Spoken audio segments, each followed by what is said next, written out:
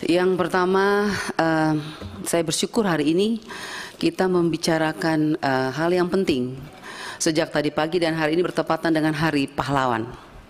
Hari Pahlawan Nasional ya, 10 November hari ini. Dan saya ingin kita juga mengingat bahwa pahlawan nasional itu masa lalu yang harus kita ingat. Tetapi ada juga yang harus kita perjuangkan saat ini adalah pahlawan-pahlawan tanpa tanda jasa.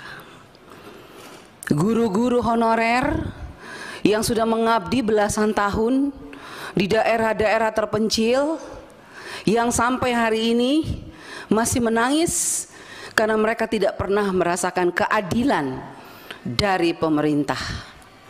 Mereka yang sudah mengabdi di desa-desa, di pelosok-pelosok, yang harus menyeberang sungai, yang harus langgar kali kalau orang NTT bilang, ya, yang kadang-kadang kalau banjir taruhan nyawa, tetapi sampai hari ini mereka tidak bisa masuk lolos P3K.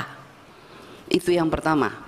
Saya minta perhatian Pak Menteri dan seluruh jajaran untuk guru-guru yang ada di pedalaman yang sudah mengabdi belasan tahun, Pak, bukan 1-2. Dan saya juga mau ngangkat di Hari Pahlawan ini, saya ingin mengingatkan bahwa pahlawan-pahlawan tanpa tanda jasa yang ada di pedalaman-pedalaman itu sampai hari ini menuntut keadilan sosial bagi seluruh rakyat Indonesia, sila kelima Pancasila. Kenapa tidak pernah diberikan kepada mereka? Bukti, ada guru-guru yang baru 1 tahun, 2 tahun mengajar, lolos P3K. Mereka yang sudah belasan tahun tidak pernah lolos dengan berbagai macam alasan. Oleh sebab itu saya minta Pak Menteri, mari kita coba ingat ini. Bagaimana justru mereka ini yang sudah belasan tahun ini, yang tidak pernah diperhitungkan oleh negara ini, justru mereka itu yang harusnya mendapat prioritas untuk diangkat. Apapun alasannya, kalau menurut saya mereka sudah tidak pantas lagi diukur dengan apapun karena terlalu mulia hati mereka, Pak. Mereka tidak pernah berhitung-hitung dengan gaji. Tapi ketika ada P3K yang ditawarkan oleh pemerintah 1 juta, kenapa sampai hari ini mereka tidak pernah lolos? Sangat menyedihkan, Pak Menteri. Yang kedua, seperti kami daerah 3T, bahkan semua daerah 3T, khususnya NTT, kami ini kenyataannya tuh Pak, betul-betul kekurangan guru. Kurang guru kami. Tetapi kami kenapa dibatasi? Kenapa banyak sekali yang tidak lolos? Ada formasi dari kepala daerah, tapi yang datang, saya sudah kemarin reses ke beberapa kabupaten, kepala daerah mengatakan kami mintanya lain, formasinya lain, diberikan oleh pusat lain, Bu Anita. Contoh, di Timur Tengah Selatan, banyak sekali mayoritas kami Kristen, Pak.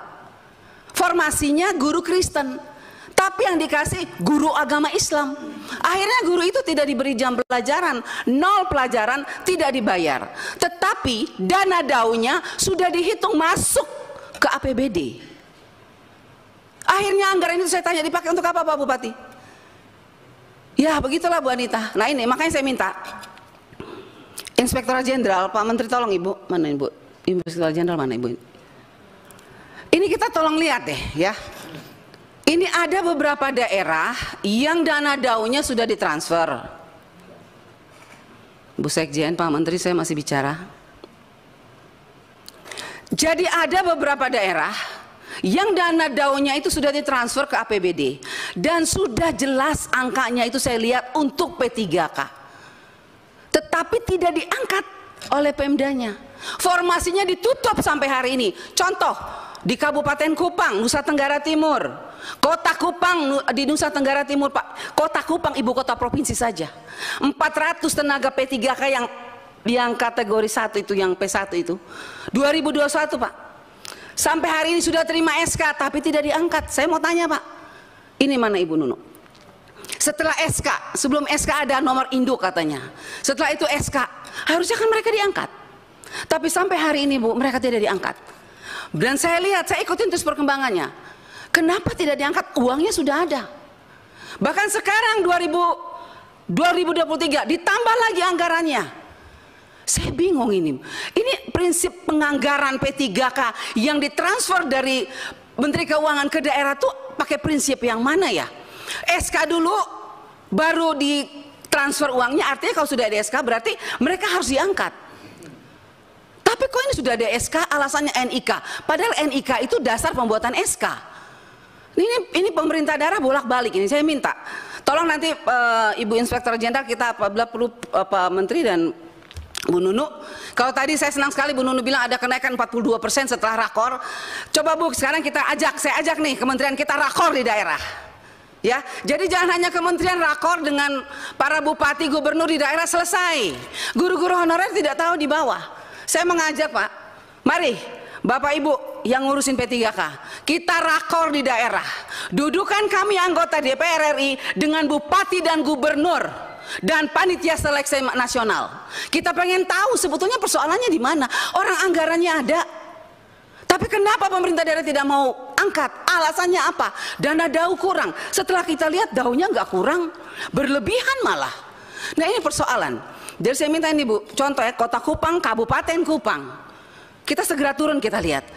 Mereka tuh sangat gelisah saat ini karena apa? Lulusan-lulusan yang passing grade 2001 nih kita bilang, padahal sekarang kita sudah mau tentukan anggaran 2022 2023, tapi 2001 belum selesai. Selesaikan dulu 2021. Lolos passing grade sangat banyak, tapi dicuekin oleh daerah. Pertanyaan saya kepada Pak Menteri, Anda sebagai Menteri Pendidikan yang punya guru, tenaga honorer, yang kita tahu bahwa NTT itu sangat membutuhkan tenaga guru. Persoalannya Pak Menteri kok diam aja ya? Enggak, maaf Pak Menteri, kalau menurut saya Anda hanya diam, Anda hanya sibuk urusan secara nasional. Lihat dong ke daerah. Ini banyak guru-guru yang lolos passing grade Pak, menangis. Karena apalagi Bu, mereka dengar katanya tanggal 13 ini ditutup ya Bu Nunu ya, ditutup. Mereka bilang, Ibu kalau sudah ditutup maka nasib kami seperti apa? Kami harus tunggu depan lagi. Kalau daftar tahun depan lagi turun dari P1 ke P2 lagi. Padahal mereka lulus sekarang nih. Nah jadi saya minta tolong Pak, kalau bisa untuk kita selesaikan masalah di daerah, saya minta untuk tanggal pendaftaran yang batas tanggal pendaftaran pendataan ini tanggal 13, saya minta diperpanjang. Kita selesaikan masalah, kita jangan lompat nggak jelas Pak. Saya minta diperpanjang, bila perlu Bu pimpinan, melalui pimpinan, saya minta Bu, kita harus undang tuh Panselnas tuh. Duduk Bu, kita bicara bagaimana sih mereka transfer uang. Kok enak sekali bupati, gubernur dan segala macam. Kalau kita undang susah sekali mereka, tapi itu uang negara, uang pusat yang harus kita awasi untuk tenaga P3K yang kita perjuangkan di sini. Kita capek berteriak di sini, mereka menangis di sana. Siapa yang diuntungkan di sini? Harusnya yang diuntungkan adalah guru-guru honorer, bukan pemerintah daerah atau siapapun yang terlibat di dalamnya. Oleh sebab itu saya mohon Ibu pimpinan, kita harus segera panggil tuh Panselnas, panggil tuh BNPAN RB, Menteri Keuangan.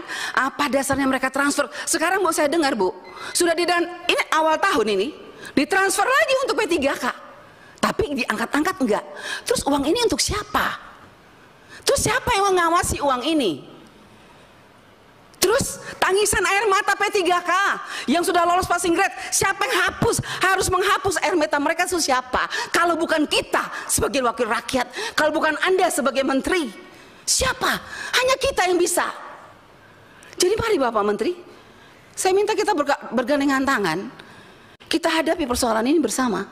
Kita turun ke daerah, kita tunjukkan sama P3K bahwa kita di pusat sudah berjuang. Siapa yang mempersulit mereka di daerah? Kalau memang bupati mengatakan dana DAU-nya kurang, suruh mereka buka berapa kebutuhan mereka setiap tahun, ada tambahan atau tidak. Kalau ada tambahan ya itu untuk P3K. Apalagi sekarang P3K untuk 2023 dananya dikunci, walaupun kuncinya terlambat, karena 2021 itu tidak terkunci.